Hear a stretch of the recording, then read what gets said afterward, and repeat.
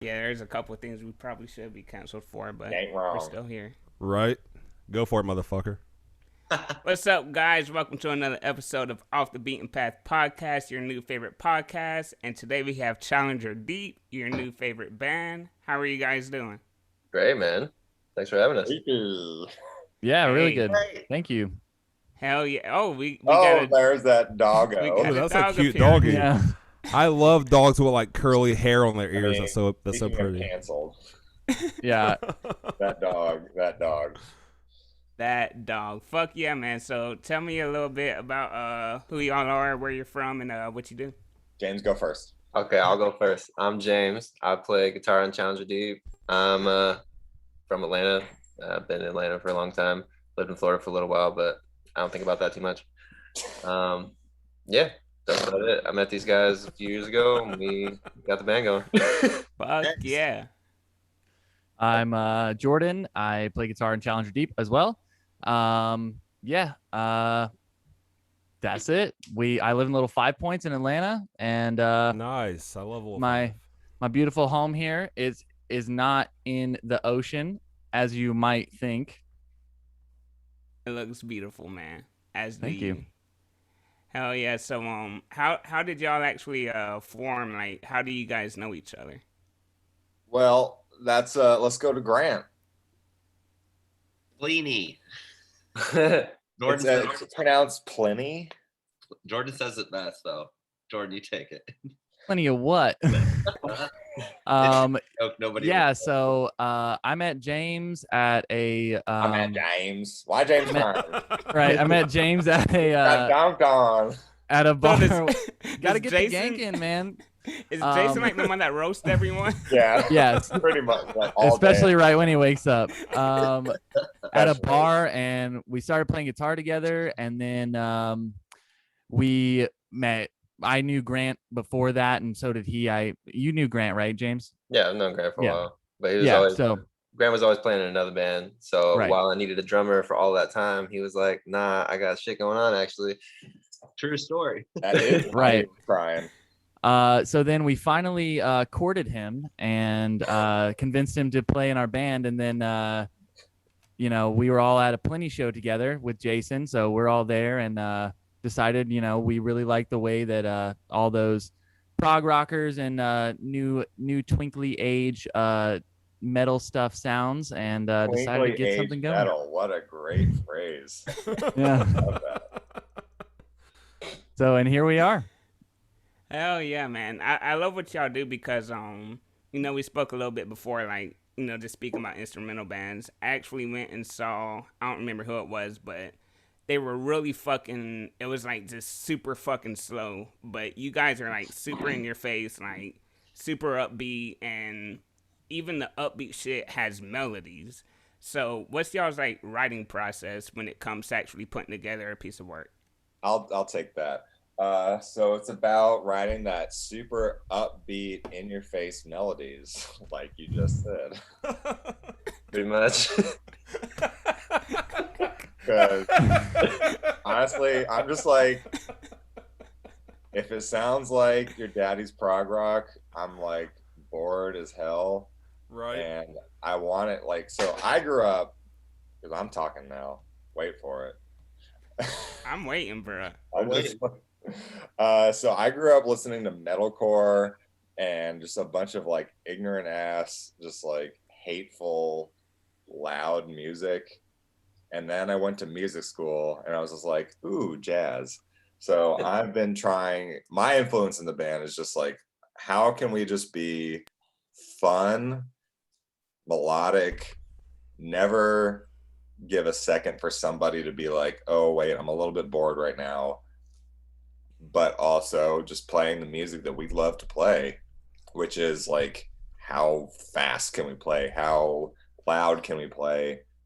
And that's just where I'm coming from. I don't know about y'all, but that's what I've been doing this whole time. I feel the same way. I mean, like, one of my favorite things that we do is just pushing out like familiar sounding melodies, like while not like necessarily like ripping off anything else, like, but you're like, oh, that's so good.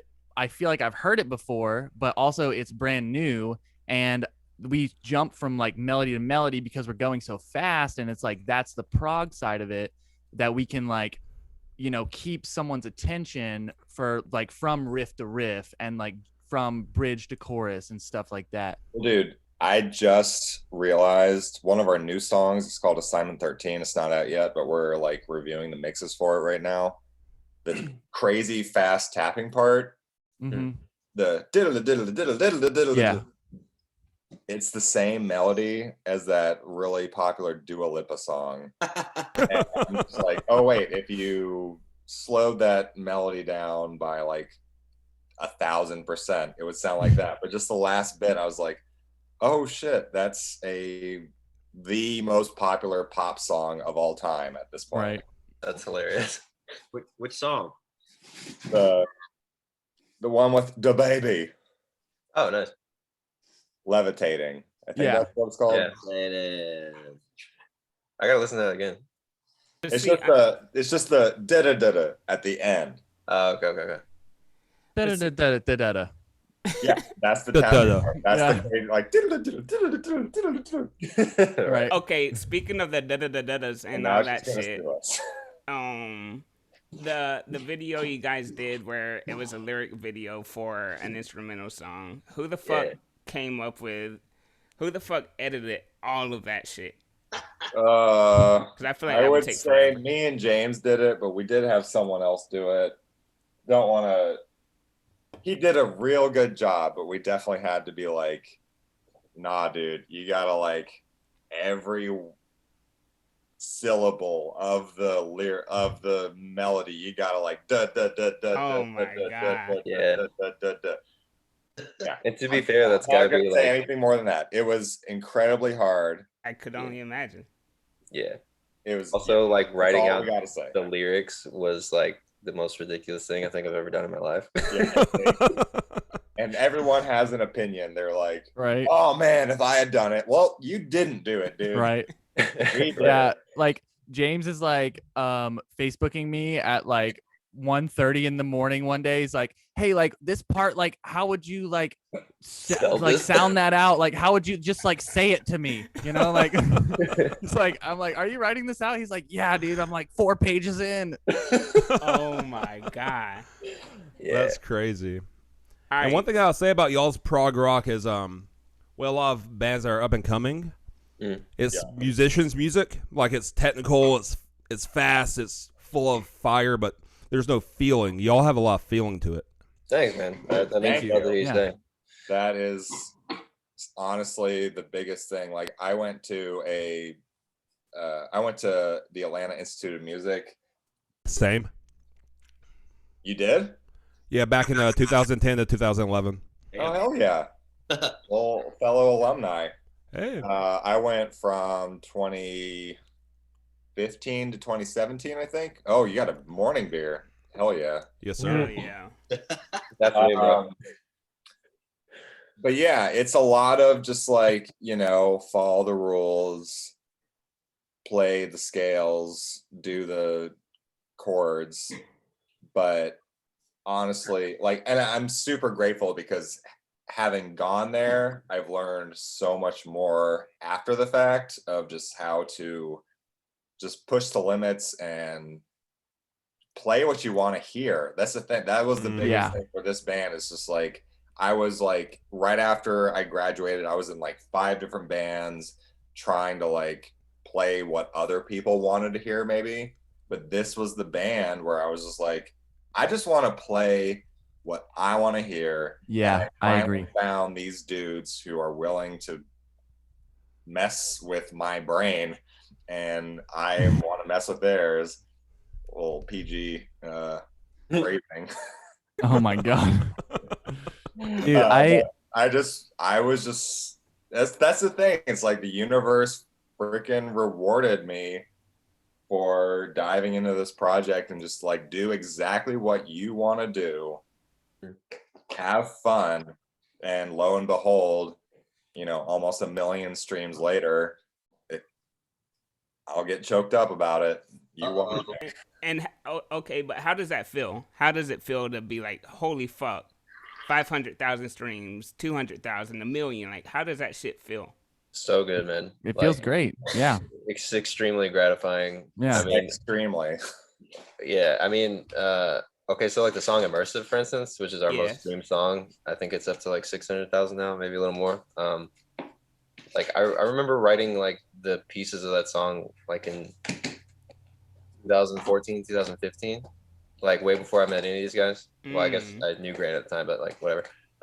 And I never in a million years thought that like, even when the song was finished, that like I thought, you know, my friends would listen to it and be like, oh, that's cool, that's a good song. Right. And then that would kind of be the end of it. And then, you know, 500,000 streams later, like, holy shit. Hey, that's fucking crazy, man. And speaking of immersive, how was it working with Gardnsound for the remix? Mm-hmm. It was very fun. He's my homie. Speaking of when I was like in 5 different bands, he was like one of the people that I worked with. He's a YouTube streamer, and you know, he's got tons of subscribers, and he's more into the like educational kind of videos where he'll be like, hey, here's a popular song, I will teach you how to reconstruct how they made these sounds and these tones and these. He's an like electronic artist, but we actually had like a few people hit us up with like remixes, but he sent us like a pretty much like a 90% there remix, and I was just like, oh my god, I am 20 years old blasting this in my car, windows down. Nice. Yeah. And I just love how it sounds. It's definitely like a slow burn compared to all of our other tunes because it doesn't sound anything like our stuff, but I'm a fan of it personally. I listen to it on the regular, and I think it'll be something that it will just be fun for people to find as they discover us and be like, wait, what is this? Yeah, exactly. If they like it, cool. If they don't, that's fine. Yeah. And how does the Atlanta and EDM sound like influence y'all's music? For me personally, the song structure heavily influences me because it's very like, it invites you in and then it gets you, and then it maybe like drops out for a second, but you are gonna get it. And for me, that's personally a very like tried and true song structure process. Not all of our songs follow that, obviously, but right. I feel like it always comes back to, we're gonna get you. Yeah, I feel like that goes back. I feel like that goes back to what you were saying, Jason, earlier, like about like play what you want to hear. Like that's my favorite thing that we do is like now, because we do have like kind of like a small following, we can like, you know, play what we want to play, and people obviously like it, you know, because of like that's the what we stream were count doing and everything. from the get-go, and it's just nice right. that we've been rewarded for that. You know, and yeah, and it's just like kind of like the EDM song structure and everything, like the dubstep thing is like, I feel like at times it's a little pandering, but it doesn't do any disservices to the listener in that sense that like, you know, it's not like giving you everything you want all the time, but it is that like wait for it and reward, and wait for it and reward, and then like I feel like we do that really well, and I think that like our song structures are really similar in that sense that like there is a build up and then like a drop and a release, you know, and it's like you and get it. Our recent song, The Great Calamity, there's a part where it builds up. It's like when everything drops out, because it's just kind of like go, go, go, go, go, but then it drops out, and then you think it's gonna give you that like hit where it's just a bass in the drums. But then when we were writing it, Grant did this not breakdown beat, which I thought he was gonna do. He went into this like, I guess 4 on the floor beat or something. Yeah, it was just like, and I was just like, I literally, my whole body felt like it was like, like in the best way. It was, I could not, and I'm just like, if I can reproduce that feeling for anybody else, we need to make that happen. Because then the next section is we build up and then we do give you the breakdown. Mm-hmm. But just that, because I've always been someone who's like, fuck you if you are like, oh, I don't want to give them what they expect. Mm-hmm. But in that one moment, I was like, oh, this is not what I expected, and it feels so good. But then we're gonna give you what you expect. Right. So lesson to y'all out there, musicians, give them what they expect, but don't give it to them in the way that they expect. Oh, Climax before the insightful. climax. Yeah. Tasteful subversion of expectations. Dude, James with the words. Those words are sexy. Dude, we are a Killing weird it. band. Hey, I liked it. Speaking of the great Calamity and, speaking through your music, your videos also are fucking just out there. Like, they're Thank you. they're always in the left That's field. a great way to put it. That's a compliment, man. Like, yeah, no, it's definitely 100% a compliment. How do y'all, work with a videographer or a director? Like, how much of y'all's creative process goes into it when it comes to actually making a video? I feel like it's like half and half. Like half of the time, there's been people who have provided the premise themselves and like, hey, let's do this. Like, we want to make a video for this song. Like, and they're like, hey, let's do this. And we're like, okay, that sounds amazing. Like, for instance, Immersive, like that was Zach Washburn all the way. He was like, I want to do like a caveman thing and like blah, blah, blah. And then like, there are other times where like, we're like, hey, like we want to make a lyric video. So I feel like it's like half and half. That was the one time where someone was like, I got the whole concept. You guys don't got to worry. Right. Mm. Yeah. So, but I mean, yeah, I guess that's a good point. For the most part, like we come up with the concepts ourselves and like we work with them, like what's possible, what's impossible. Like we have a lot of ideas that are like, hey, Or what's like impossible. Right. Like I Ooh. want to be like falling down from like fucking heaven on like ropes and shit. And like, they're like, okay, no, that's cool, but we can do a green screen, So like, it's definitely like a creative process that I enjoy, like deciding what we want to do. And then within that budget, like what can we do, like, obviously we don't have like a Marvel movie budget as much as I would like to have like a disgusting fight scene for some of the crazy metal riffs we do. All right, y'all, we got $10. What can we do? Right. Right. Exactly. I got 5 on it. Right. I'll make you like a paper probably doll would. and then make them clash together. Like, Right. that's your $10. But bro, y'all, I know you're joking about the $10, but seriously, like, balling on the budget, like y'all make it come together so perfectly, because in the video where you drive off in the van and then have the little scene where the van flips over and catches on fire. That was all and shit. Grant. That was Grant. Yeah. Chime in, Grant. Grant, say something, because the camera needs to see you. You're too fucking sexy not to just to be standing there, man. Grant just got married, man. He's out of energy right now. Yeah, Graham got married last weekend. He don't care about nothing. I'm enjoying listening. Come on, a little closer, a little closer, a little closer. I want to hear about the Can't van hear you. scene. Okay, sure. The van scene. I bought a van, a minivan. Mini van. Mini. And That then was a mini van. I bought some fireworks, and then I threw the van down the road and lit the van on fire with the fireworks. That's how that scene came to be. He was there the whole time cheering on. Yeah. Right. He was like, Yeah. hey, I have an idea for this. And we were like, what is it? And he was like, oh, you'll see. And then I was like, yeah, whatever. Like, this is going to be dumb. And then those he are showed the best Grant ideas. Yeah, and then he showed it to us, Oh, and I was go like, big. "Oh my god, that's fucking perfect!" Because like the original idea was like we're gonna have the van like tap like a little bitty like bumper tap or something, and then just explode. Right. And then Grant's like, "Why don't we like hurl this tiny mini figurine down the road?" And I was like, "Oh my god, that's like perfect," No, it did turn out perfect. Yeah. And what's But that video though, like it took us 9 months to shoot that whole thing. Like Holy shit! Wow. Like, Just we because of did- schedule.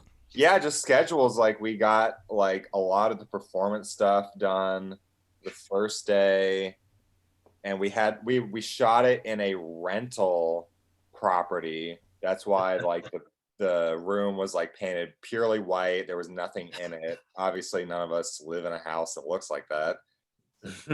And we got like, I had a fog machine, and we like kept having to like open the window to let all the fog out because like it got so foggy you literally could not see 2 feet in front of you. So we would get like 2 seconds of footage, and the camera guy would be like, "Yo, we gotta let this fog out." But then another day, it might have been the same. I don't know. It's such a jumble. Okay, yeah, no. The first time it was Easter Day, and none of us. Like some of us had outfits because we were doing all the whole white thing, and some of us didn't. I know I didn't. And I was like, oh, I'll just go up to Target.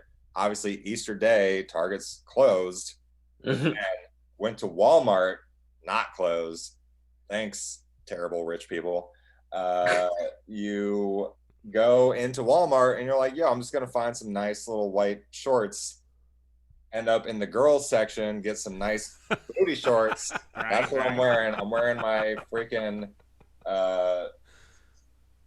New Balance giant sneakers with white socks, girls booty shorts, and a white t-shirt. That's what you see in the video in the like, heaven scene where we're all wearing white. That was my life. And then another day we had to get the green screen shots, and I'm driving the videographer around because he forgot to go get his equipment, and it's pouring rain like a monsoon.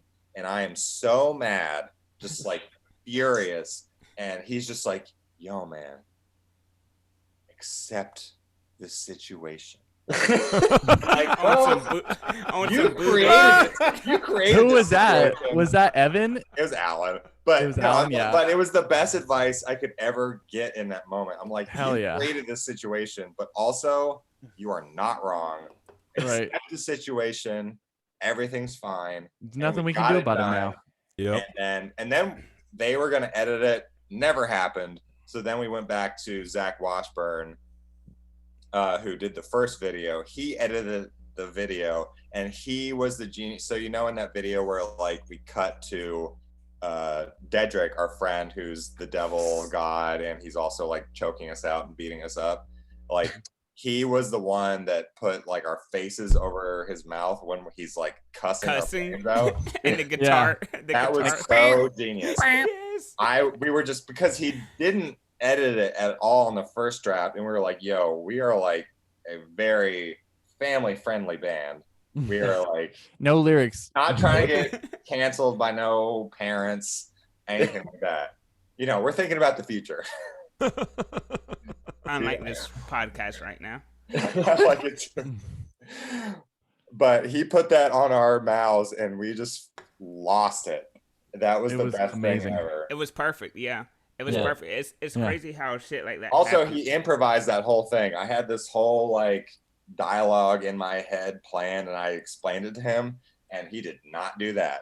But he did what you saw, and it was better than anything I could ever expect. Bro, my favorite part in that video is when like all the music cuts out. And he's like, "Why the fuck are you choking me, motherfucker?" Right. Like, dude, I'm like, that's a true comedian. That's the right best there. part of our band, when the music cuts out. It's the best. right? It's my favorite part, to be honest. I'm like, damn, thank you, finally, about time. Shit. Explain to my dad, because my dad is the person that goes to the movie theater, and he's going to write a letter to Steven Spielberg being like, I think you should have done this differently. Right.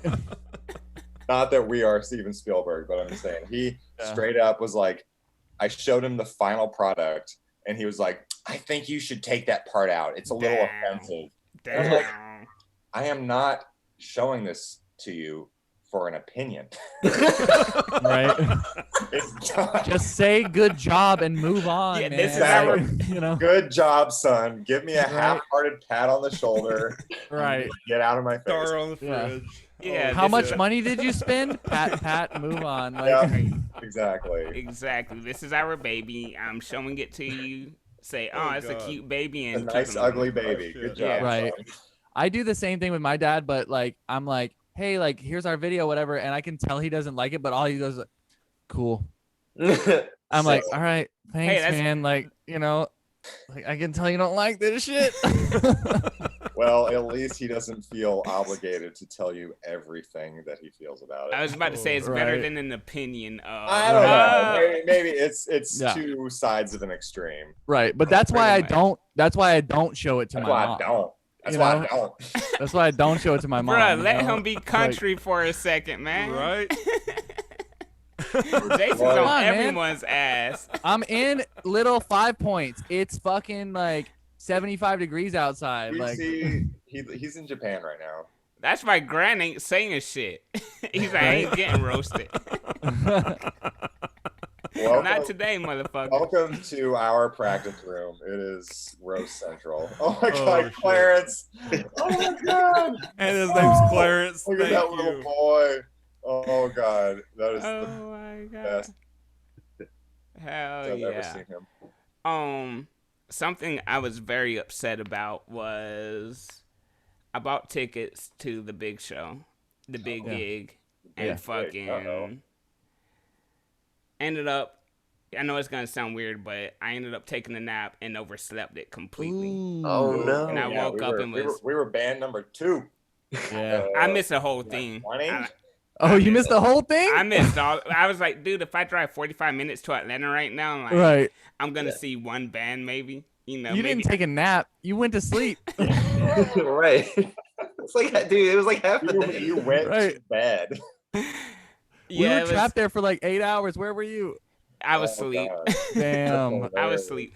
But how was that, man? Because I missed the first year because I didn't really know much about it, and in the second year I was super excited about it, and it seems like a fucking just a family atmosphere, and not family as in like family friendly, but family as in like, bro, we are homies. Music. Like, all Yeah. of us Yeah. fucks with each Yeah. other. Music Like, family, yeah. yes. Yeah. How was that James, fucking gig? James, talk about it. Dude, that was one of the best experiences of my life. Like, that's one of the best shows we've ever played. First of all, like, because we were like a little bummed about going on second, but also too, like, that's fine. Like, we're happy Right. to be there. Yeah, Like, we we were were like happy invited. we were a late addition. Like they made room for us. Yeah, Right. and like they were telling us all about how like at Doors last year there were like 100 people there, and like in my head I'm like, that's so crazy to me. Like it's hard for me to believe because like it's in the middle of the day. Like I don't know. I don't know what to expect. So like we go on though, and there's like 200, 300 people in the crowd.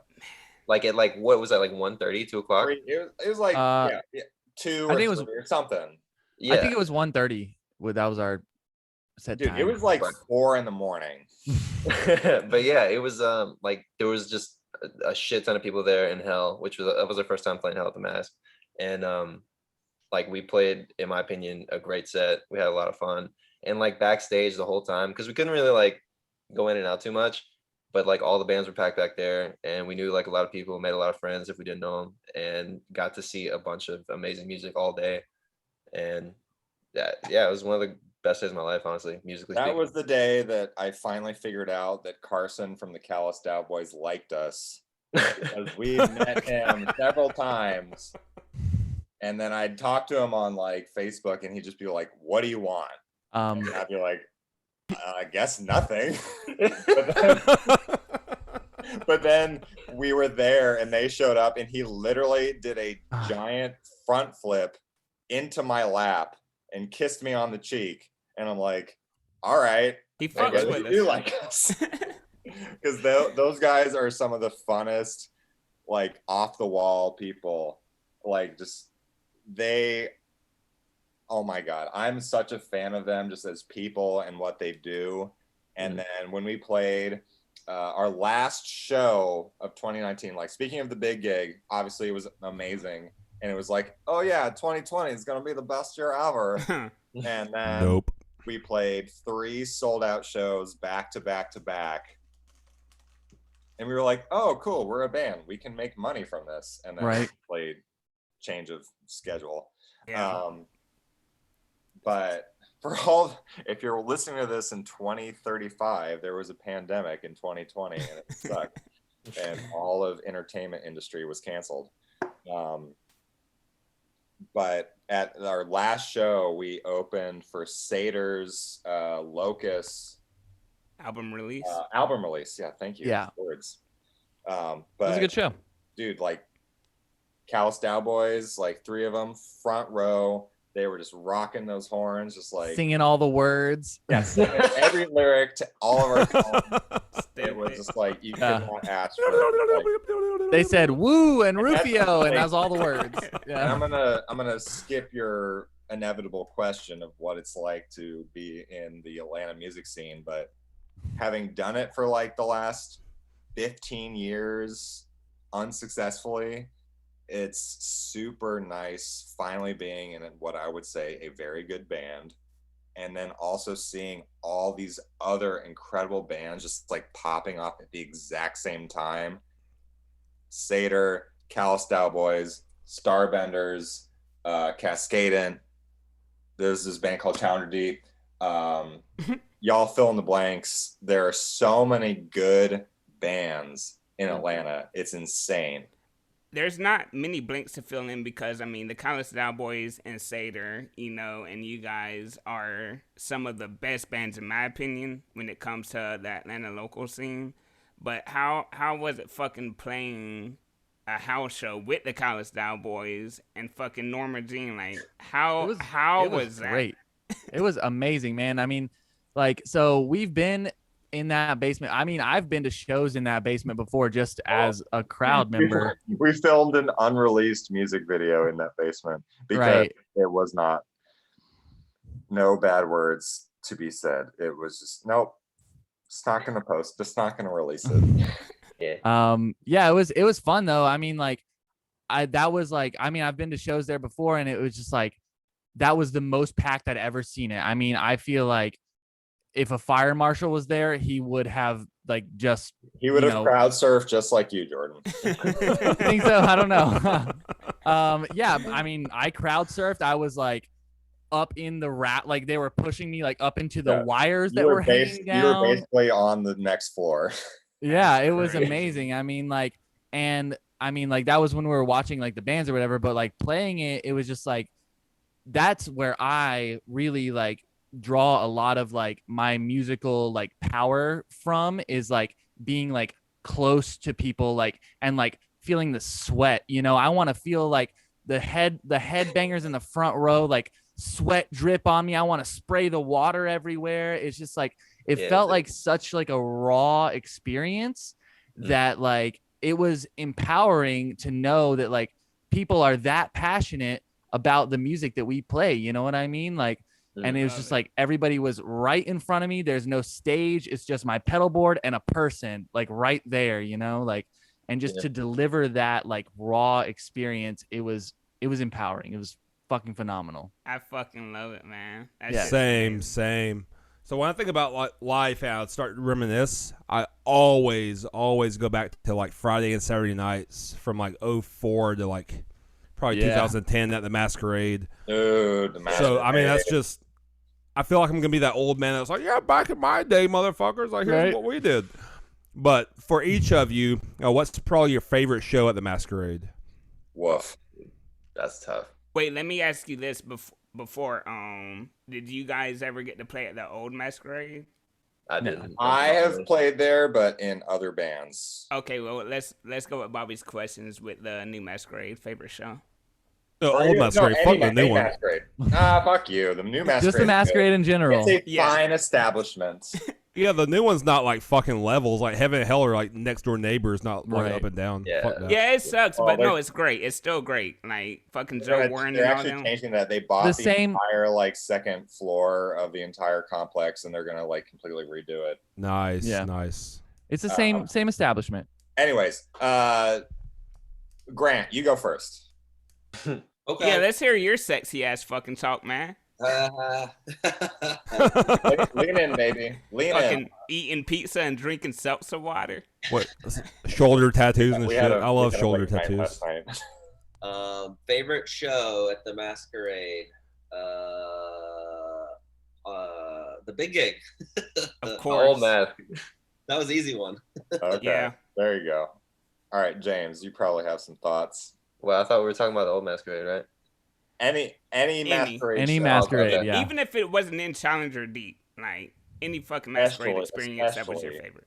Oh, I was thinking about attending. So like back in like 2011, maybe I saw Protest the Hero and Periphery like co-headline a You show would. in Heaven.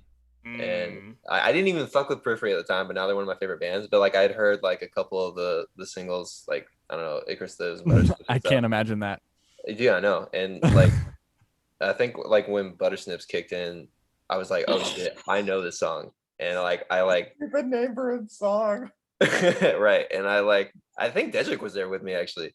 And I was like, dude, you're gonna come on and you're gonna come with me to the pit for this one. And he's like, okay. And we just like, I don't know, murdered ourselves in the crowd. So, did you start fucking with Periphery after you saw them live?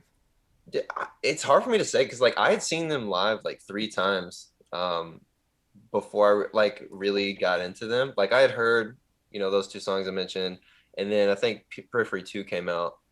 So this was actually probably before. Pronounced Periphery also. And then I think I heard Make Total Destroy, and I was like, holy shit, like what the fuck is happening? Right.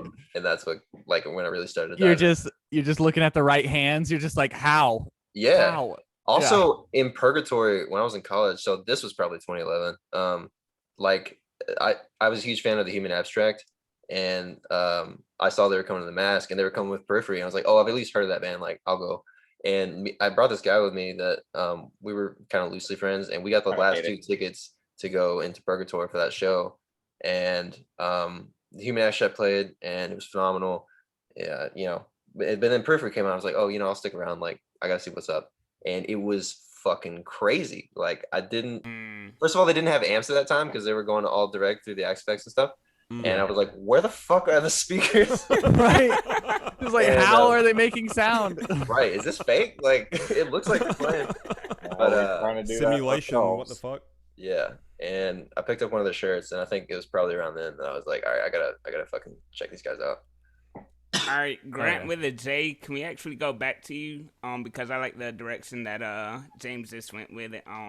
What's the favorite Masquerade show that you've been to? Good question. I can see your nipple. I don't. Oh, Nip slip.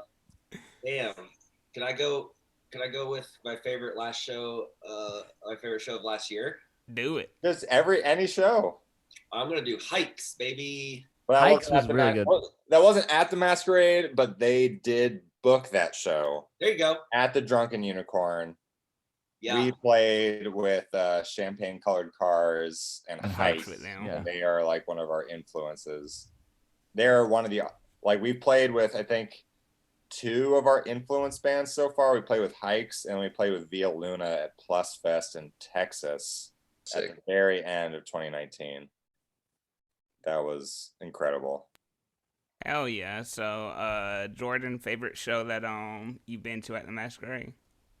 So I have 2 honorable mentions, and the first one is at the old Masquerade, and it was Dr. Dog, and that was an amazing show. They just I think they had like 9 people on stage, and they were all wearing like Steve Zissou like type like outfits. It was white with like an orange beanie, and it was just phenomenal.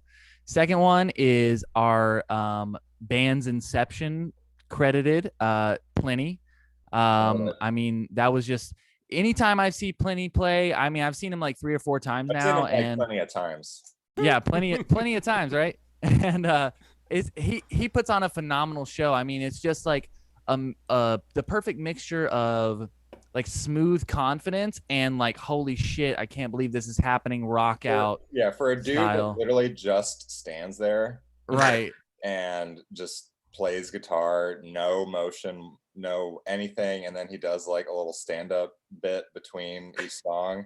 It's the best combo of Right. everything. He's Yeah, I mean, that he's good confidence though. It's just like, right. God, you know you're good.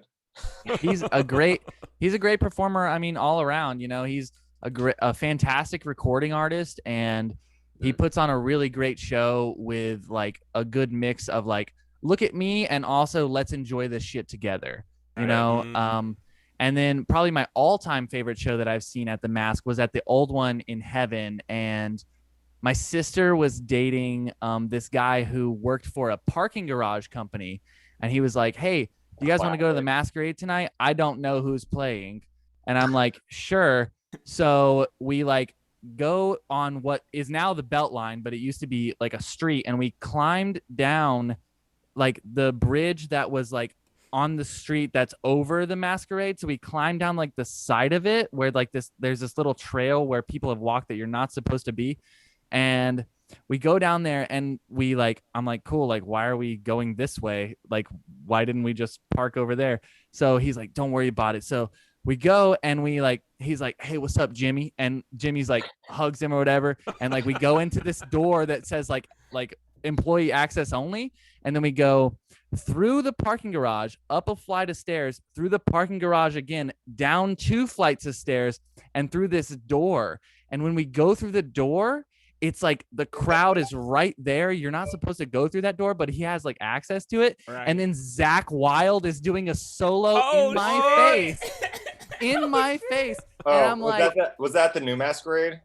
no, that was the old one. Oh, And wow. So, Okay. That's so and gangster. so they had like, there were like these bigger than my fucking like probably like a fourth the size of my room. They had these beach balls that were black, and there were like 7 of them like going around. And so I opened the door and it's like on stage left. And then Zach Wilde is just like there. And he's like got his like, you know, bullseye guitar, Les Paul. And he's like in my face doing a bend. And I'm just like, oh my God, what's going on? Like, That's crazy. it was an incredible experience. That was my favorite show at the Masquerade so far. Fucking awesome. Man, That's amazing. That is fucking crazy. All right, Jason, what's your favorite Masquerade show? He's not here right now, but I'm asking. No, he left. Yeah. Can I say another honorable mention? I'm back. Oh yeah. Oh wait. Go for it, James. I'm sorry, Jason. You were away. Go ahead, James, with the honorable mention. Oh, so it was at the new Mask in Heaven. The Sound of Animals Fighting. Fuck you. That's what I was gonna say. Well, I'll let you say that. That shit was hard. Yeah, ahead, tell go the ahead, story, James. Jason. Go ahead, James. I wasn't here. Nah, man, go for it. All right. You got it, Jason. I had my time in the sun. So old Masquerade, literally. Okay, so here were my concerts up until going to the Masquerade. When I was like 7, 8 years old, I went to Hanson. That's my first concert. Then my parents took me to Riverdance. That was my second concert. Hell yeah. Then I had the gumption to be like, Dad, take me and my friends to System of a Down at the Gwinnett Amphitheater. And we went and the Mars Volta opened. And I was like, oh my God, can you stop playing this one song because it's lasting an hour? And then later I was like, oh, wait, they were playing a bunch of different songs, but they're so good, they connected them all together. But I just wanted to see System of a Down so bad because they were like the only band I listened to. And then my musical horizons exploded with the likeness of LimeWire and Napster and Aries and all those peer-to-peer. It was like, oh, wait, you don't have to buy an album. You just get to listen to all the music. I hope Metallica watches this. Pirate Bay. Dude, I listen to so much Metallica for free. Hey, first concert Bobby and I went to, I was in the 4th grade, was Power Man 5000, System of a Down. Oh my God. Kid Rock, Korn, Whoa. Metallica. Dude. Nice. Hell yeah, Okay, dude. Summer so we're right- Sanitarium. But Dude, yeah, Power Man 5000 is amazing. Dude, I'm building up to it. So I'm just telling you, those are the reasons why I'm cool. But then I went to the Masquerade, and the first show, because my friends were like, when I was in my senior year, I was like, I want to be cool. And then the kids that like went to shows were like, hey, come to a show. And I was like, okay. And I think it was like Evergreen Terrace. Nice. Throwdown before they turned into a butt rock band. Of course. At the Mask? Yeah, at the Mask. Hell yeah. And they were like, yo, go into the pit. The first Oh my God. second, Evergreen Terrace Pit. the first Dangerous. second Hell that yeah. I was in the pit, I got punched square in the face. Oh, Just square in the dangerous. face. Just Damn. like, I'm gonna do boom. Dangerous. And I just got right back in there. And that was the rest of my like youth. And I just went to pits. I was just like all about the pit, this hardcore dancing. Hell yeah. Oh my God. And I will say that has inspired me to be a very active performer while I'm on the stage, because I'm just like, yo, if they're going to throw down, I got to throw down. Right. And now Exactly. I'm able to flip it. And then a little side, because we're talking about honorable mentions. The only mosh pit that we've ever had as a band was in Tallahassee, Florida. Yeah. Playing to literally 10 people. That's not true. There were like 25 people there. Yeah, at Been the there. bar. Been there. At the bar. But I'm talking about the people who were like actively listening to us. But they formed the cutest mosh pit I've ever seen. We played The Great Calamity as like a bonus song because it was not done whatsoever. But we had like the breakdown part figured out, and they moshed to it, and I was literally crying my eyes out while we were playing. And nobody knows because obviously we're like headbanging like crazy, but I was like happy crying because somebody was moshing to our music. Okay, honorable mention. Okay, I did old Masquerade, got punched in the face. New Masquerade, The Sounds of Animals Fighting. Holy shit. Wasn't necessarily like a big fan, but obviously I'm a huge fan of Circus Survive, RX Bandits, and that's their like crossover band. They never tour. I had been working at the Masquerade, and then I got fired. Yeah. You didn't get fired on your day off, did you? No, dude, it's even worse.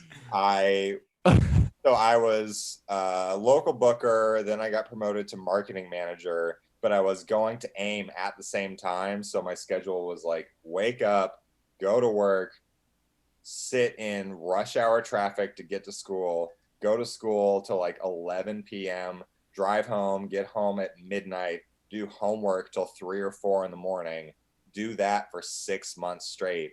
You Fuck will that. go insane. Fuck You will that. go crazy. Like Yeah. I was not the person I wanted to be at that time. So but then I asked like, hey, can I go to this like music writing seminar? I asked like 2 months in advance. Boss said yes. The day I got back, they're like, don't come back anymore. Damn. And I was like devastated. It's fine. I'm actually roommates with the person who replaced me. Jesus Christ. to talk about like overcoming like Yeah. hardship and Some shit. hard medicine to swallow, man. So let me ask you. I invite, but no, wait. Hey, wait, just wait. accept it, man. No, Just but accept it. the show. So obviously, I was like all butthurt, and every time I would go to the Masquerade, I was just like, "Look, it's me." It's like, do you ever watch The Office? And when like the season where Andy gets fired and he keeps coming, The janitor back thing. to Yeah. the office. Yeah. No, but when he's making like fritters on the yeah. sofa, and they're like, "Oh, you have to sign in. We implemented a visitor pass policy." Right. So I felt very much like that. But then went and hung out with James, your boy, and his friends Jesse and Heather were over, and we got a little toasty. And then we went to the show, and then I also saw this guy Tyler, who's in Champagne Colored Cars, who we used to play together in Extrovert, and that band didn't work out for okay reasons. It's totally fine, but I was just butthurt about so many different things, and then that one show, just like boom, boom, boom, I was happy, having fun with my friends. Oh my God, my life is okay. And it was just this like everything just like came together, and I'm like, oh, it's okay to just really be a fan of music, which when you are a musician, sometimes that's really hard to do. Just like be a fan, and It really is. you don't always get to control that switch. But that night was truly like one of the best moments of my life. And let me ask you a question, because you're speaking on like how, you know, you were butthurt, but you realize that, hey, I can be a fan of music. Who cares if I got fired? Who cares if this shit happened? Like, this is gangster. Like, and you also said that you weren't happy with yourself then. Are you happy with yourself now? Like, are you happy with who you are as a person? Overall, yes. Yes. I have been, you know, it's kind of a cycle. At the time, I was just so grateful to be, you know, I finally got over a bunch of things that didn't work out. And I was just so grateful to be in Challenger Deep and doing something that I truly loved and with people that I truly love. And sorry, I'm going to pull a Grant wedding rehearsal speech where I just start bawling. Speak, brother. There's a weird thing where you like put out new music. It's like kind of like obviously I've never had a child and I probably never will give birth to a child. But you create there's like you create a baby and there's this like postpartum depression where like The Great Calamity is the first thing that we put out in 2 years, and it did better than I ever could have hoped. Yeah. But at the same time, it's like,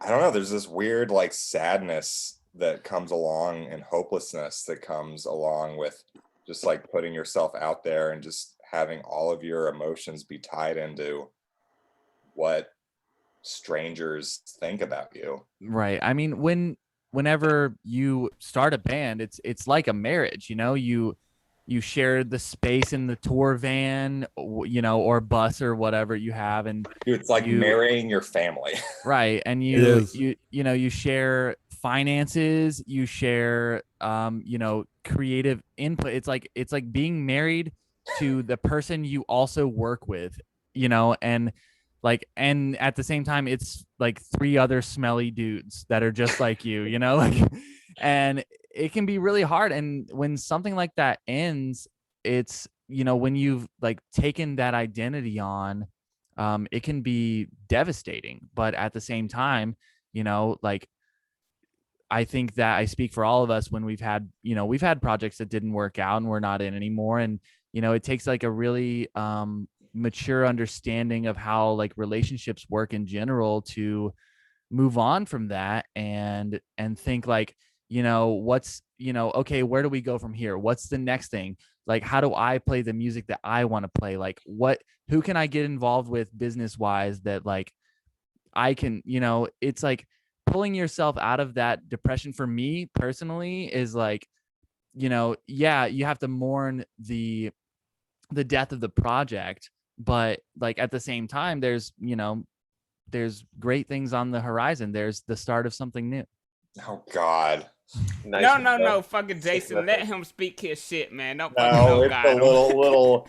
Oh, that's the title of the movie. Jason, see, that's why I asked you that question, man. Like and subscribe. It still seems like there's something going on in your brain that makes them talk shit relentlessly. Yeah. You still Definitely. have some pent up. Oh, you're not 100% okay with yourself. Like, whoa, do you like who Man, you Jason are? just woke up. Stop fucking messing with Jason. Oh, dude, No, it's been an hour now. He's been. I got Jason at least back. an hour. I'm definitely not 100% okay with myself. Who is though? Nobody. I'm very Not me. grateful. Nobody is. Nobody Right. is. Look at Grant. Look at Grant in the kitchen. He is Fuck you, Grant. 100% okay with himself. I He would just say ate if a pizza. anybody, dog has if, curly hair on its ears. That's Yeah. why. if anyone anybody is okay with 100% himself, okay with themselves, it's Grant. yeah, Yes. and that's why we love him. Exactly, and Like, he doesn't literally, have to. like Mr. Drummer. Okay, here's a lesson for you all. If you want to start a band, your drummer has to be the most stable, reliable, wholesome person in the world. Every band that has ever broken up It's The because backbone. the drummer is like a shithead who Yeah. wants to be a guitar player. They're the backbone of the band. If the Grant- drummer is psychotic, it breaks down. Yeah, Right. Grant. Yeah, everyone else can be crazy. Everyone else can be fucking lunatic. Yeah. Drummer, you gotta hold it down. You are holding down that beat. Grant is our Messiah. He is everything to us. And Grant with a J. Grant, Fuck you, I Grant. don't think that everyone can be completely crazy. I don't agree with you there, but everyone can be a little bit more all over the place. But the drummer has to hold it down. And Grant, Okay. what are you playing with right now? It looks like It's a Koosh. gay representation of Coochie- a. what are those? okay. What are those called? Koosh. I love those Koosh. things. Koosh It's a ball. Koosh. Koosh ball. ball. Yeah. Right along there with the slinky. Yeah. Yes. Right. Very close. See, we grew up in a house with no stairs and we had slinkies, and it's like, what the fuck is the point? What am I supposed to do with this? So Like, pointless.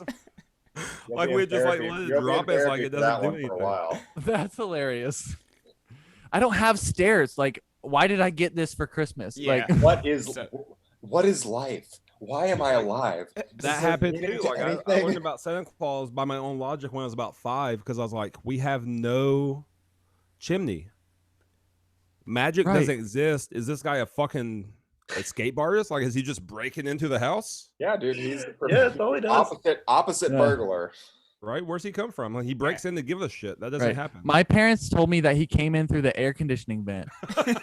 Yeah, they were like, we don't have a chimney, but like, it's. And then I saw the Santa Claus, and I was like, he could shrink.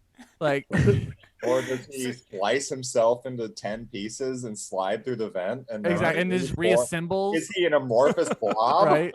He's Nah, like he's a fucking transformer automaton, just like Santa bot. Like, Dude, now you get into Futurama territory. Look, man. Right? Now my pops, he was on some fuck shit. As soon as we start asking for, like, is Santa real? Blah blah blah. He's like, hell no. Ain't no white man giving y'all these gifts. I bought Right. this shit. I bought this I shit. paid for this. right? I bought this I shit. worked my ass Santa's off black to and it's pay me. for this Like, shit. I work 50 hours a week for this shit. Fuck him. right? Yeah. Oh Santa my is God. not real. I bought you all this shit. So That is fuck some- off with that Coca-Cola God, bullshit. That is some white shit. Right? Yeah, Oh so, my as soon as God. we start asking questions, it was like, it was over. He's Real like, no, though. I'm real. glad y'all started asking because I've been holding Yeah. this in. Right. He was real with Hey. you. That's valuable, man. Like, We're just you know? kidding though, right? Santa's real, right? Of course, Yeah. 100%. Okay, good. How could you doubt him? Hey, I hey mean, Nate. how Nate, could you? Yes. in the description of the video, make sure you put a trigger warning for Santa Claus. So Right. anybody's gonna believe. If you are No 6 young years kids. old and have not been woken to the world, you are about to get upset. Yep. Trigger warning for Santa Claus, guys. I have a couple more questions. Where I think we've been going on for about an hour and shit. Dude, this has been so fucking do it. fun. This I is love you fine. guys. It has been Keep fun. going. Yeah. Dude, It's as been long fun as you as- guys want to go, I'm fine. Thanks for we having could us, go- guys. Hell no, yeah. thanks for being on. Like, Yeah. you know, I've been following you guys since fucking probably fall 2019 and shit. And you know, when Oh, a fan. Oh, I'm a okay. fan, That bro. I'm changed definitely a how fan. I'm behaving. I still haven't seen you guys, which sucks. Oh, You will. not that You much will. of a fan though. Oh, Yeah. I'm honestly surprised we haven't played together because, you know, I'm in Dead Blow and like we play with Seder, we play oh with yeah, other I've heard of y'all. Yeah, it's like fuck, man. I don't Yeah. know why we haven't played together. I mean, I don't know. Maybe there's together. a thing called coronavirus. Oh yeah.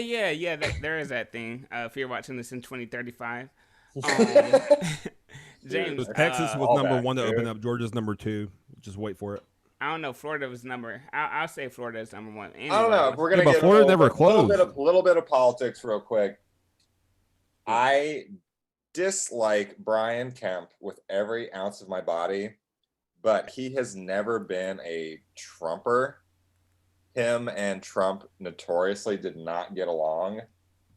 And that is the only thing I respect about him. And I Right. don't think Georgia is going to be one of the like, let's open up as fast as we can kind of things, because that is very attached to the Trump cult.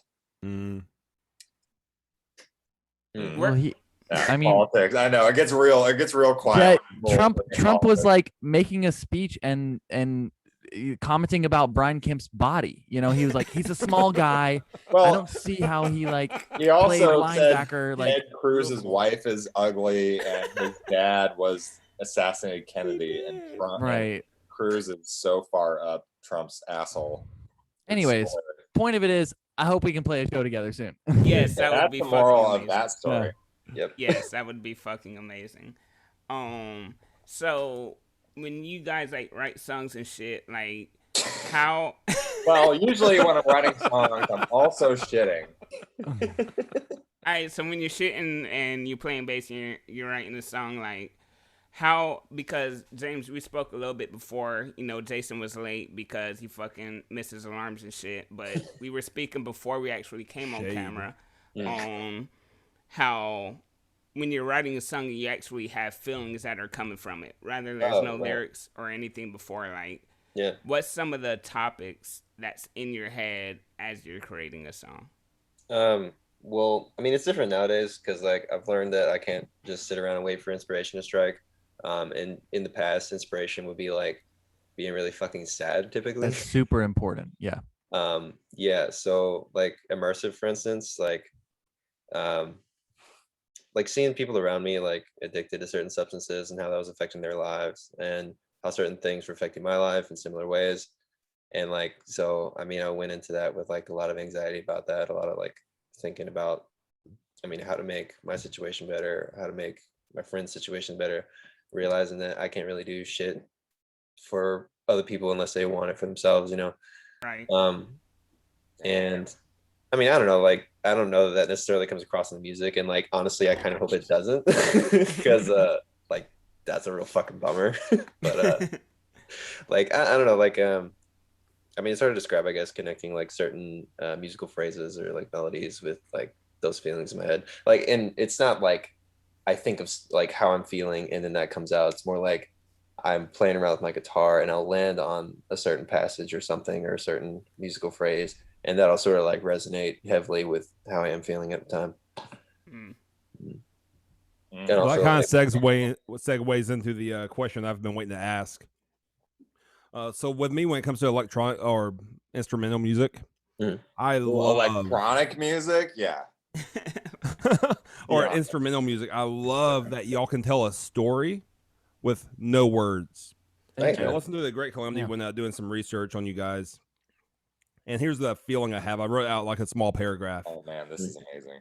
And I want to see how close it is to what you were actually feeling when you wrote it. Sick. So to me, it feels like a journey of leaving the whimsical, carefree attitude of youth and then realizing that the world is fucked up. Ooh. Then rallying up your community to fight against evil, only to realize that there is no fight worth fighting. And that joy is actually found through the return of whimsical, carefree attitude of youth. How close is that to what you actually felt? Dude, that's fantastic. First of all, like, because I'm just thinking about like how the song flows. Yeah, that's like That's fucking sick. amazing. I can definitely subscribe to that feeling. Yeah, I can. dude, That's you know, every moment we were writing that song, that's exactly what we were feeling. That's beautiful. Nice. I wish. I mean, realistically, like the first part that you said, like, I mean, the guitars and like the first half of the song, like that was like kind of how I was feeling at the time. Like, and I it's called The Great Calamity because of like there's fucked up shit in the world, and Right. that's fucked up. Yeah. But I will toot my own horn in that there was a little too much whimsy and not enough calamity. And I'm the one that kind of was just like, yo, we gotta like bring this shit down.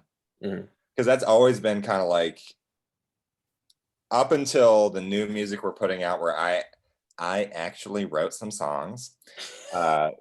Every band that I've ever been in, I've been the asshole that shows up and be like, yo, this could be better.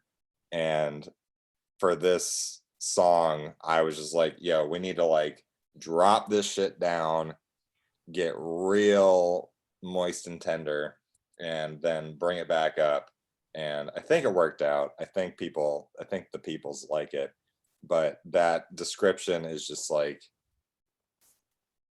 it's like you go back after you've written something, and then especially with our music, and you apply all this meaning to it. But you have these fleeting feelings when you write each little specific thing, but at the end of the day, I think we're just trying to write good music. Nah. And for me personally, there's a lot less of that emotion and storytelling, other than just like every second of the song, I want it to be bam, like slapping. And it's Right.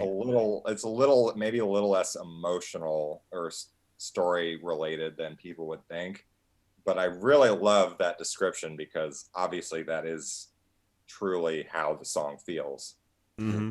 I think Yes. that for the Great Calamity, like because most of the song was written before I laid down the solos on it. Like James wrote most of the progressions, himself, and then That is the band. James wrote most of the progressions. right, and then Jason came up with like the breakdown part, like the barrel, barrel, barrel, barrel, banana, like, and for me, like when I was like filling in my parts, like, hey, we need a solo here, we need a solo there, like, for me, like what I was feeling when I was doing that was like just the imagery of like the Great Calamity, like those like the clashing feeling of like a youthful hope, like hopefulness, and a post-adolescent like hopelessness, like how those clash together. Like how can I convey that with like switching from kind of like a major key to like a minor overtone type of feel. And like I think that our music in general, like, and instrumental music, like, for the most part, like lends itself to like a storytelling ability that you don't have to tell the specific story, and you can like Bobby, like you said, like you can let the listener like fill in what they think that it means to them. And that's where I'm drawn to instrumental music in general because of that. And like I can, like people like you can hear it and they can say like, this is what it means to me. And it doesn't have to be like, I fell in love with a girl and she broke up with me and then we got back together and then this happened and this happened. Like there's no lyrics telling you what to feel. You decide what to feel. And that's why I love it, is like, even though I was feeling that when I wrote those parts to the song, like it doesn't have to be that. Right. And Exactly. and you can decide whatever meaning you want to assign to it. And I feel like that's where we draw a lot of relatability, like a lot of people are drawn to our music because of that, and they can take it and just like have it mean to them whatever they need in the moment. And I think that's fucking beautiful. No, I've brought up plenty of times on this podcast is fucking, I love art, because you can look at an art piece and Bobby and I can be next to each other and looking at the same art piece, and I feel one way and he feels a completely different Totally way about different. it. Yeah. And that's what you guys bring is, when Bobby just, rolled out and said what he said about the Great Calamity, I'm like, damn, I feel that way. But before he said that, I didn't feel that way. I felt a different way. Honestly, me too. Dude, yeah. I mean, he definitely, like, that's the thing about like instrumental music in general. It's like I used to be like into like metal vocals, but that kind of primed me for instrumental music because I can't understand what screamers are saying anyways. Of course. And then I went through like a huge like pop phase just for like songwriting. Like, dude, pop music, songwriting, peak level. And that's part of what I try to bring to what we're doing. It's just like boom, boom, boom, make your song good. But I have just been on this huge like instrumental kick because of this band. Like the last thing I wanted to do after graduating from music school was be in an instrumental band. But lo and behold, I found the people that I can write the best music inside of all of us with. Hell yeah. And dude, you guys, and it's just like, yeah, you don't have to assign a meaning to it. Like with lyrics, you have to say what you're talking about. I mean, you can try to be as vague as possible, but at the end of the day, you have to say what you're talking about. But with instrumental music, it's truly like putting a painting on a wall. And I hated, oh my God, I hated the idea of being like, oh, I'm an artist. But we are artists, and I'm sorry, we are definitely artists, and we are trying our best to create art that someone can experience and Relate put to their own life upon. Like, take our canvas and put your life on it, and I hope you get something in return. And y'all are all fucking amazing at y'all's own instruments, and just your different creativity. It just all fucking forms so well. Only other question I have is for Grant. Grant, would you rather Grant, come back. Grant's back there making a fucking sandwich. Yeah, Grant, sandwich. Grant. wait. Not making Quiet a in the sandwich chat. or Quiet in the passed out chat. in the Grant, bathtub. would you rather have your dick sucked on a Tuesday at the beginning of the week or on a Friday to start your weekend? Oh shit! That's a weird question. My wife's staring at me right now. Yeah. She's like, Answer what is it, it, Grant? brother. Get Mary What in is here. it? When Get would you Mary like in to here. have your dick sucked, Grant? At the beginning of the Mary in week here. or to Oh my end the God. week? Oh my God. That was one way to end the podcast. That's funny. Let's go with the end of the week. How about that? Yeah. Hell, the start of the end of the week. Hell yeah. Yeah, Cheers. yeah. Hey Fully- guys. Stay black, fully motherfuckers. lawn- Glad I all, came the, back. all the lawns are done being mowed All right. and covered in grass. It's all good. Hell He takes the Got yeah. shower. that cat scratch fever. Hell yeah. Hey, well, it's been a pleasure having you guys on. Love you guys. Likewise. Dude, It's so been fun. fucking Thank great. Yeah, Yes, thanks so much for definitely. having us. Yeah, Nate, thank you, Bobby. for coming on. Thank you so much. Yeah. Thank you guys. Please, anyone listening, I hope that you stay black and don't be whack. Wait, hold up. Oh, one second, thing one I got- second. One thing I gotta I'm say, gonna have to say it I one more forgot about. time. You guys fucking wrote out tabs for your own music. That's the That's- most unique thing I've ever seen. I want to talk about that for just a second. No, Dude, that's before we go. another question I had too. I am not Yeah. unhappy about that. So How tedious was that? it was, I mean, it was difficult learning Guitar Pro, but there's definitely a huge learning curve. But if you know how to read tabs, which I've known, since I was 10 years old, if you're like a guitarist learning, if you know how to read tabs, it's not that bad. But just Right. writing your own music in that it's a little weird at first, but once you get going, super fun and super easy. And I feel like it really opened up a lot of doors as like, even with the writing, it's like, hey, like we can hear it before I even play it. I can do this, I can do that. And like writing music in that, like especially like dissecting your own music and putting it into that, like the process was super fun. And I hope we do it for every release we do, and we probably will. And how long did it take To actually tab out the song? to tab out the songs for Dude, each one of you? me and James spent probably like 6 hours, 5 days a week at least for like 3 months. Holy Like we were shit. just like calling each other. I mean, I'm I'd say, trying, like, maybe I'm that one. hyperbolizing, but Yeah. it But was like still. it was a slow go because like, dude, but that's the thing. I got Guitar Pro because there was like one show that I thought I wasn't gonna be able to make. So I hit up at the time Sater's bassist Dolphin, and I was like, hey, can you fill in for us? And he was like, yeah, just tab out the parts for me. And I was like, okay, and I did it. And then I was just like, hey guys, this is a really cool software. You guys should learn it. Oh shit. And it took longer than I hoped, but ultimately these boys know how to use the software. I'm not looking at you, Grant. And He's and gone. It's amazing. Like That's awesome. you cannot understand. Like if you write out your own music on like music notation and tabs, it will blow apart your writing process entirely, and you will be able to write better shit than you could ever realize.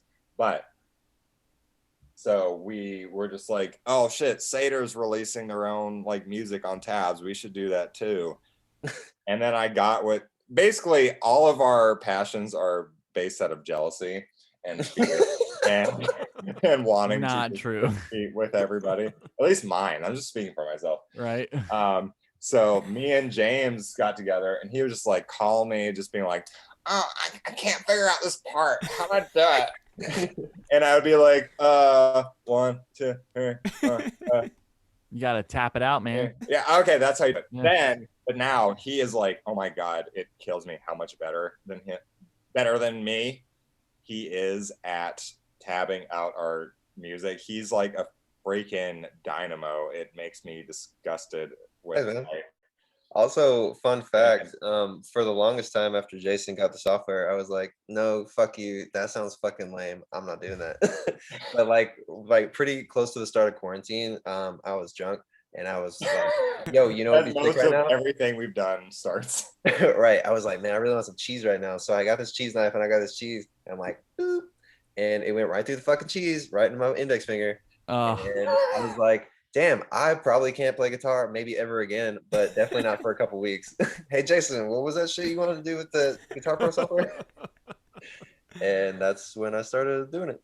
Oh my That's God. fucking amazing, man. I love that story. That's fucking awesome. Cause yeah, the first band I ever saw fucking tab out anything is, you know, who you guys mentioned was Sater. I think that's actually how I found out about you guys, cause I've been racking my brain, like, how the fuck did I find out about them? And I think it was Sater playing their Lotus album Yeah. Release release, show, and they tagged y'all, and I was like, who is this band? I was like, I fucking love them. And now 2 years later, we started a podcast, and here you guys are. But Oh, yeah. That's the weirdest thing. It's like you think you put your shit out, and then everyone who will possibly like you will just somehow know about you. But I'm on Reddit, like all the like, we are the music makers, like all the different like little subreddits, and a lot of it is just like, I've never made a song before. What do I do? But sometimes you'll get like some people who actually know shit. And the best advice I've seen recently was like, there's a reason that huge bands promote their shit from 3 years ago, 5 years ago, 10 Right. years ago, 20 years ago, because somebody out there has never heard of you. And for a new band, you have to be willing. Like our song, The Great Calamity, came out like less than 2 months ago, and I'm just already being like, okay, well, I guess that's it.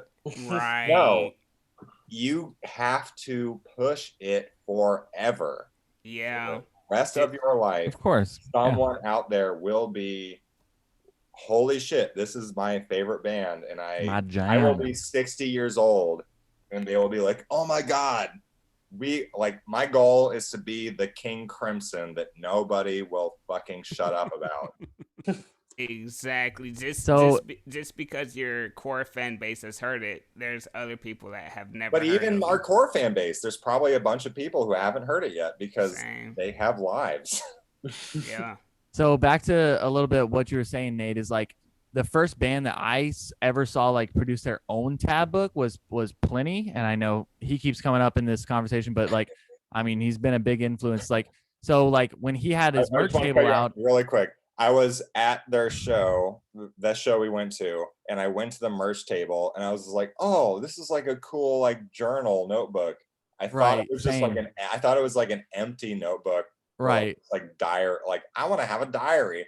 Yeah, It looked cool, and he was like, "It's $40." I'm like, "For a journal?" He's like, Right. "No, bitch, it's a fucking tab book, you idiot." And I was right. like, Because it was like it was "Goodbye, well, bound. I don't Yeah, it was have bound with $40." like Back to you- plastic back to and your like story. it looked like a trapper keeper. It was like bound with plastic, like the plastic like swirly thing, and like with like the two plastic things on it and everything. Spiral bound. Yeah, spiral bound, exactly. So like it was really nicely made. But like I opened it and I was like, holy shit, this is like all the tabs for your music. You're just like letting everybody exactly know how you play this shit. And like my only other experiences with tab books have been like in Guitar Center. And like Yeah. I open up like a White Stripes tab book and I just look at like Ballin' Biscuit, which is like my favorite White Stripes song, and I'm like, that's not how it goes. Like this is not even an open G like he fucking plays it in, you know, like, and like when do I put the octave pedal on, like, you know.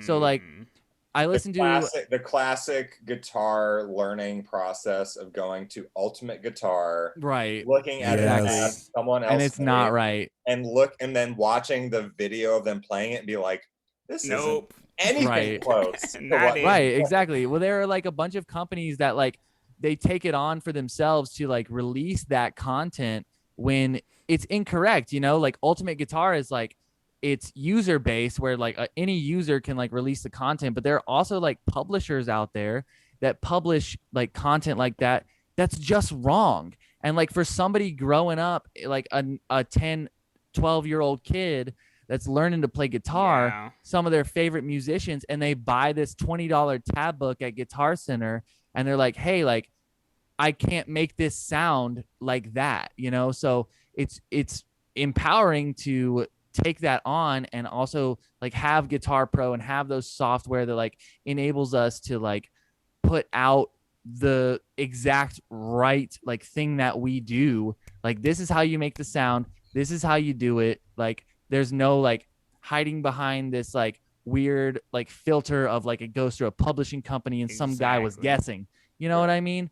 Like, and that's what I really love about it, that we can put out our own shit and be like, this is how you do it, like this is how it goes. And you know, no publisher is guessing, and no like, you know, user on ultimateguitar.com is, you know, taking a swing at like maybe how we might do stuff, you know. But also, we are open to feedback because it is really freaking hard. It is, map yeah. out I your could only shit. imagine. And if you discover a mistake, please let us know because we will happily fix it and redistribute Yeah. any tabs that we've done. So the fun thing is that a lot of the like any book that we will release in the future will most likely come with also a digital copy that is hosted by us or at least updated frequently by us. And because I don't know what's going to happen in the future, but we can make live updates to that. So if you have any like anything that's like, hey, like this sounds weird, like can you take a Right. look at it, you know, whatever, Right. like we can just update it right then, right there. We You know, will so- rewrite our songs for Right. you. So any future versions of that will just be like, hey, it's always going to be exactly as correct as we can make it, you know, because we're always updating it. We're always like, hey, like this is a little weird. Like, oh, wait, what if we just put like use a delay pedal there or something, you know, like, or whatever, you know, something like that. I love how Jordan did the like super segue plug. That was so smooth. Just, You're welcome. And I want to be really abusive and be like, yo, check us out on Spotify. Check us out on Bandcamp. Right. Our tabs are on Bandcamp. We will be building a website and it's going to be all migrated there. Because we got shit on Etsy. We got shit on Big Cartel. It's all over the place. Yeah. Very soon, it will be on ChallengerDeepDude.com or Challenger Deep Band. We've got to decide on the Right. band. all right. Site name. Here's what's gonna happen. I'ma go from what I see, so from person to person. So Bobby, thank you for the great questions. Me, thank you for wearing your Britney shirt. Let's go with Jordan, best mustache in the game. I'm gonna go with James. Fucking, you got the tank top, fucking wife beater rocking, Wow. and got the muscles going. Jason, best roaster in the game. Boom. I'm sorry, guys. Roasted. That's I'm a big compliment. And look, I'm very sorry for all of you that I mentioned before, but I gotta go with Jrant, the sexiest one in the game. And then Friday blowjobs. He just got Bruh. married, fight his wife. No. James the wife beater. All right, so it's been a great podcast. I loved having you guys on. Hey, man, thanks a lot. Yeah. Jason, This is so I fun. Thank Jason, you so much. Jason, I thank you. I just hope that the things you have on your wrist is for fashion and not because you punch walls with your hands. No, I got problems. Hey, I love you, man. You know, and that's fine. I hope that everyone that is watching this, whether it's 2 people, 35 people, or 300 people, please stay black. Don't be Don't whack. be whack. It's that easy.